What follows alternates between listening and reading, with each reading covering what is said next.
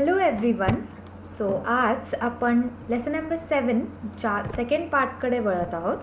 या पार्टमध्ये तुम्हाला मी राईट्स ऑफ कन्झ्युमर्स काय आहेत हे समजवेन. ॲज युजल आधी मी वाचेन आणि मग मी तुम्हाला त्याचा अर्थ मराठीमध्ये समजवेन. सो आपण स्टार्ट करूयात. Rights of consumers.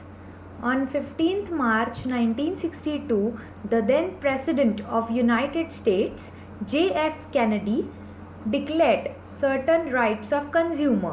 Therefore, it is observed as World Consumer Rights Day. Rights of consumers are an integral part of our day-to-day life. Consumer rights protect consumers from being cheated by salesmen, manufacturer and shopkeeper. याचा अर्थ असा आहे की 15th March 1962ला USA जे president होते त्यांनी काही rights declare केल्या होत्या. त्या राईट्स कन्झ्युमर्सना प्रोटेक्ट करतील. म्हणजे जे मॅन्युफॅक्चरर्स आहेत किंवा जे सेल्समन आहेत किंवा जे शॉपकीपर्स आहेत ते त्यांना चीट करण्यापासून प्रोटेक्ट करतील हे rights. Rights of consumers. The success of any campaign depends on the consciousness and awareness of the people for whose cause the movement is started. Consumers' rights play an important role in their protection and safety. The business aim should be to meet the needs of the consumers and to provide full satisfaction. Every consumer should be aware of his rights and use them in his daily life for protection. Consumers have to fight for their rights and put pressure on business, manufacturer and traders for safeguarding their rights. So, rights of consumers म्हणजे कन्झ्युमर्सचे जे rights असतात ते खूप important role play करतात protection आणि safety या रिझनसाठी. प्रत्येक बिझनेसचा M हा आपले किंवा कन्झ्युमर्सचे नीड्स फुलफिल करणं हा असला पाहिजे. एव्हरी कन्झ्युमर म्हणजे प्रत्येकाला या त्याच्या ज्या राईट्स आहेत, सर्टन राईट्स ज्या डिक्लेअर केल्या गेल्या आहेत त्या माहीत असल्या पाहिजेत आणि त्या कशा यूज करायच्या हेही माहीत असल्या पाहिजेत त्यांच्याच प्रोटेक्शन आणि सेफ्टीसाठी. Consumers should fight for their rights. त्यांनी त्यांच्या या राईट्ससाठी कायम लढलं पाहिजे आणि वेळ पडल्यावर त्या राईट्स इम्प्लिमेंट पण केल्या पाहिजेत. आता त्या राईट्स काय आहेत हे आपण बघूयात. First is right to safety. Second, right to information. Third, right to choose. Fourth, right to be heard. Fifth, right to consumer education. Sixth, right to represent. Seventh, right to redress. Eighth, right to healthy environment. And ninth, right to protect from unfair business practices. And again 10th is right against spurious goods. So let's move to right to safety. So first right आहे right to safety. This right protects consumers against products, production process and services which are hazardous to health or life. It includes concern for consumers' long-term interests as well as their immediate requirements. According to this right, consumer must get full safety and protection to his life and health. This safety should be in relation to medicines, electrical appliances, food, etc. The Government of India has given safety standards in the form of AG mark, ISI, BIS, hallmark, etc. याचा अर्थ असा आहे की हा जो right आहे तो कन्झ्युमर्सना protect करतो अशा गुड्स अँड सर्व्हिसेसपासून जे डेंजरस असू शकतात किंवा ते हजार्डस असू शकतात आपल्या हेल्थ किंवा लाईफसाठी. ह्या राईटनुसार कन्झ्युमर्सना full safety and protection regarding म्हणजे त्यांच्या लाईफ आणि हेल्थनुसार ज्या सेफ्टी आणि प्रोटेक्शन्स असतील त्या मिळाल्याच पाहिजेत. आणि त्या सेफ्टी मेडिसिन्सशी रिलेटेड असू शकतात, इलेक्ट्रिकल अप्लायन्सेसशी रिलेटेड असू शकतात, फूडशी असू शकतं, एक्सेट्रा.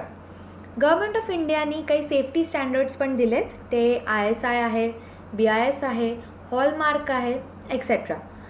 एक्झाम्पल द्यायचं झालं की मेडिसिन्सवर कधी कधी मोस्ट ऑफ द मेडिसिन्सवर लिहिलेलं असतं की store in cool and dry places.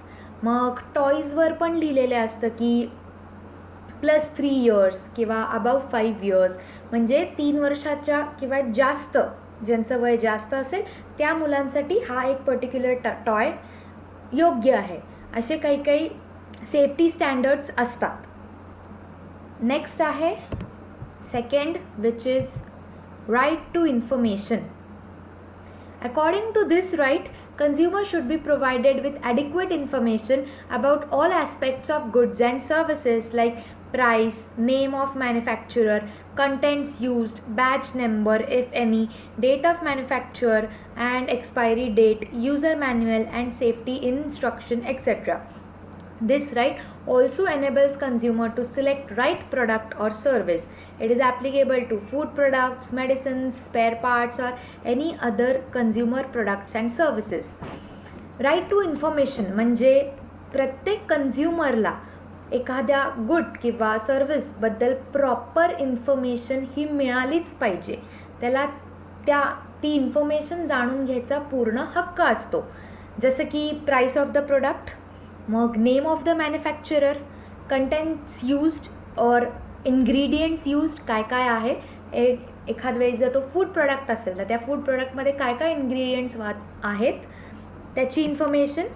त्यानंतर डेट ऑफ मॅन्युफॅक्चरर म्हणजे कधी मॅन्युफॅक्चर झालं आहे, एक्सपायरी डेट कधी म्हणजे किती दिवसानंतर त्याची एक्सपायरी होणार आहे, user manual and safety instructions. एखादा गॅजेट असेल तर तो कसा वापरायचा हे सेफ्टी इन्स्ट्रक्शन्स असले पाहिजेत. एक यूजर मॅन्युअल असला पाहिजे. बॅच नंबर जर असेल मेन्शन तर हे सगळं कन्झ्युमर्सना जाणून घ्यायचा पूर्ण हक्क असतो आणि ही इन्फॉर्मेशन त्यांना माहीत असली पाहिजे. ह्या इन्फॉर्मेशननी कन्झ्युमर्सना एक हेल्प होते की प्रॉपर किंवा एखादा बरोबर प्रोडक्ट किंवा सर्विस चूज करण्यासाठी. आणि हे राईट टू इन्फॉर्मेशन हे फूड प्रोडक्टसाठी, मेडिसिनसाठी, स्पेअर पार्टसाठी आणि अजून बऱ्याच कन्झ्युमर प्रोडक्टसाठी ॲप्लिकेबल आहे. Third is right to choose. The choices available to Indian consumers across the basket of goods and services have multiplied in telecommunications, travel and tourism, banking, electronics, fast-moving consumer goods, etc. According to this right, consumer should be given full freedom to select an article as per his requirement, liking and purchasing capacity. The right to choose is related to the concept of free market economy. As per this right, the seller cannot compel consumer to buy particular product and hence monopoly is prevented.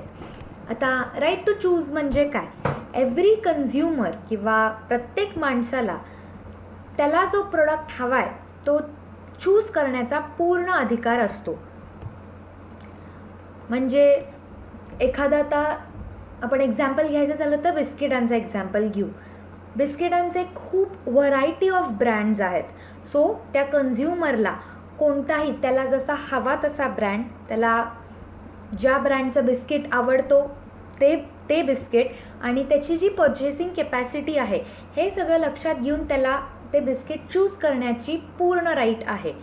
ह्या ह्याच्यात कोणताही seller जबरदस्ती करू नाही शकत की बाबा तुम्ही हेच बिस्किट घ्या, तेच घ्या किंवा तुम्ही हेच प्रोडक्ट घ्या, हीच सर्विसेस तुम्ही वापरू शकता असं ते कंपेल करू शकत नाही.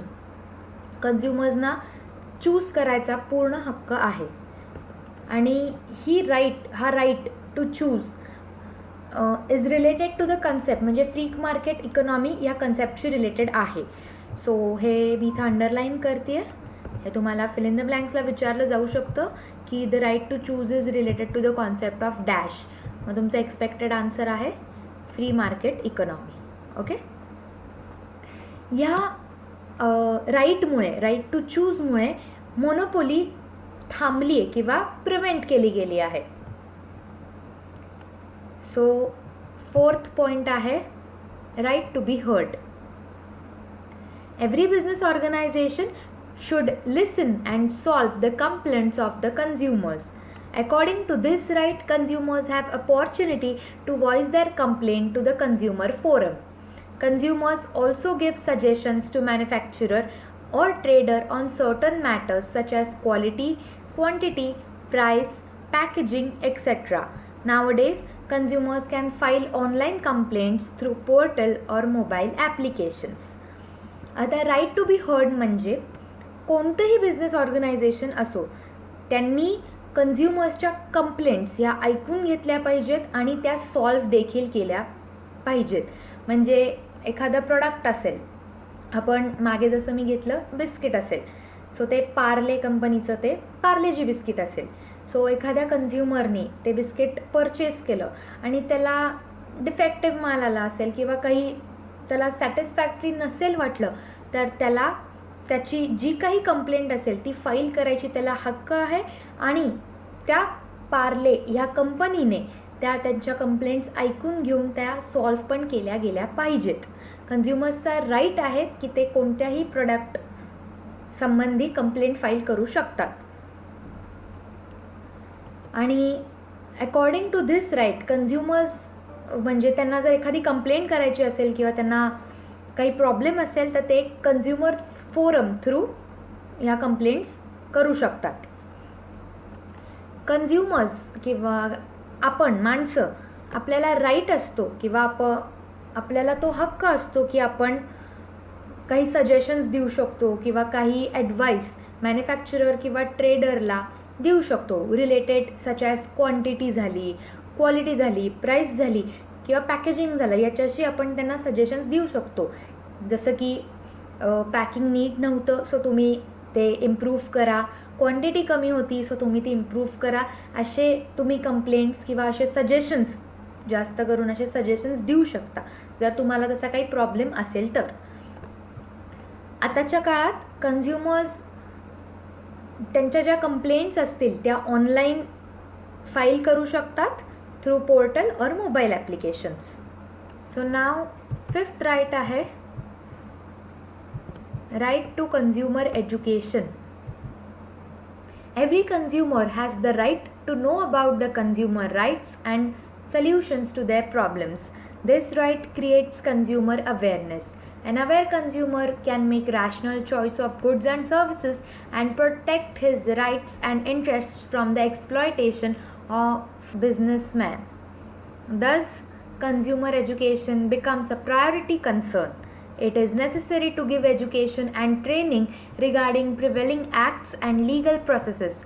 The government, media and NGOs play a vital role in this regard. For example, जागो ग्राहक जागो campaign.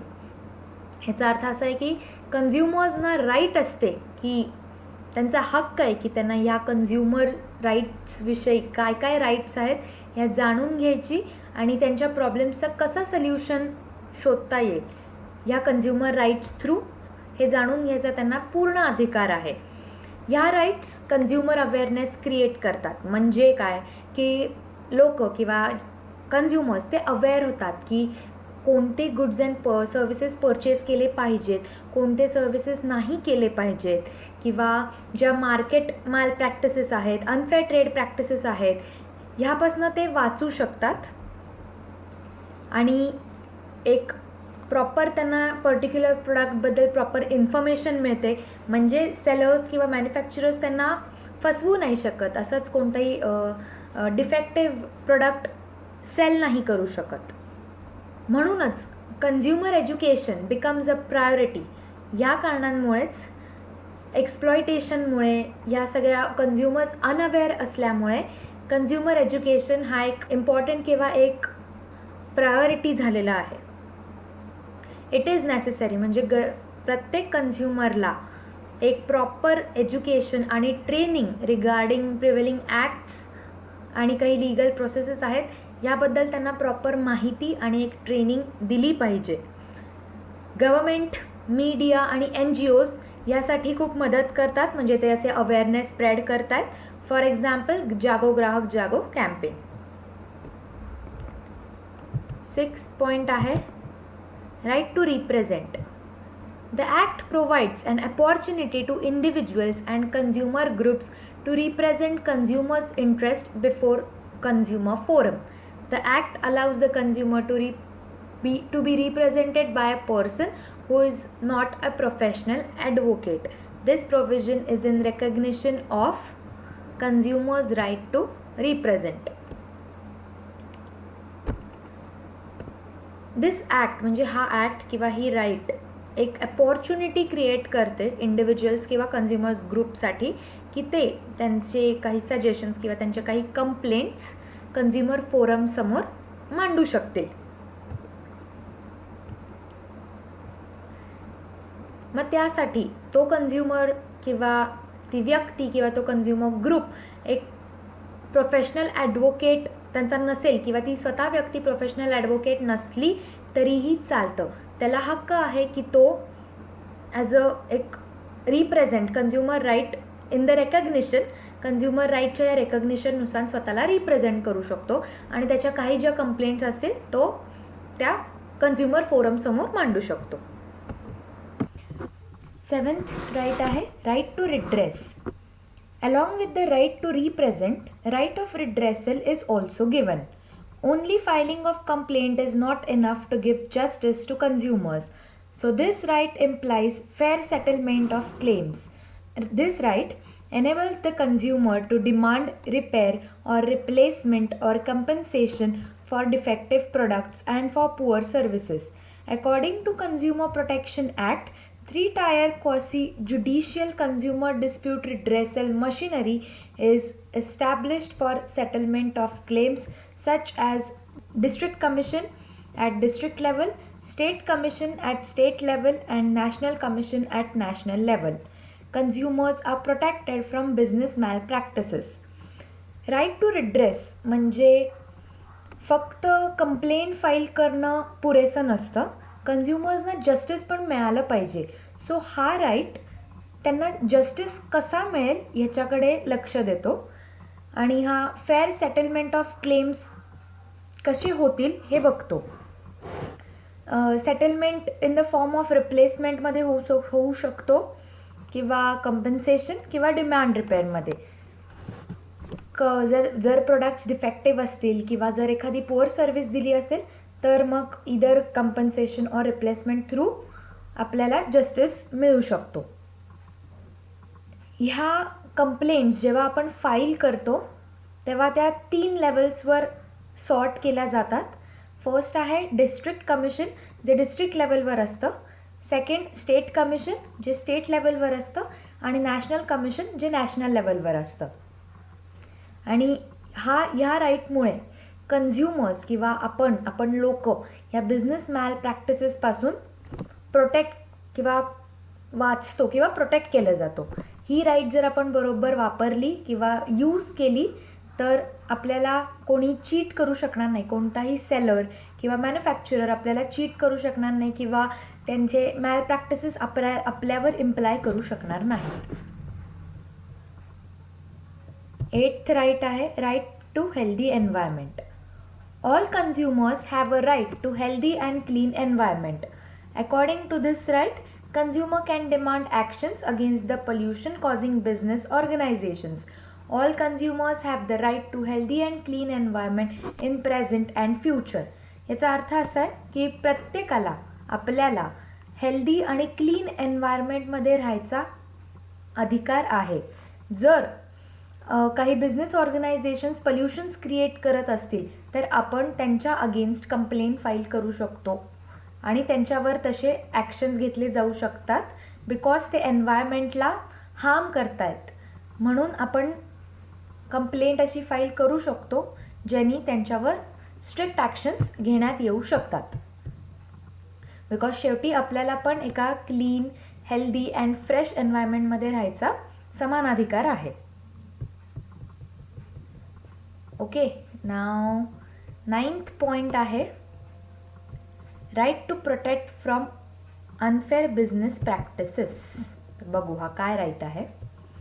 As per this right all consumers are protected against unfair business practices such as black marketing, profiteering, faulty weights and measures, exorbitant prices, adulteration, etc.